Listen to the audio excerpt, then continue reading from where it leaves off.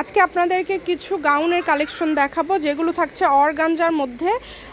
যেটা ভালো লাগে দ্রুত অর্ডার করবেন, সারা বাংলাদেশ থেকে নিতে পারবেন। এগুলো কিন্তু প্রচুর ঘের দেওয়া আছে আর দামটা খুবই কম থাকবে। যেটাই নেবেন মাত্র 450 টাকা। যে আগে অর্ডার করবেন সেই পাবেন। এগুলো এক পিস করে আছে, কিন্তু এই যে ঘের কিন্তু প্রচুর ঘের থাকবে।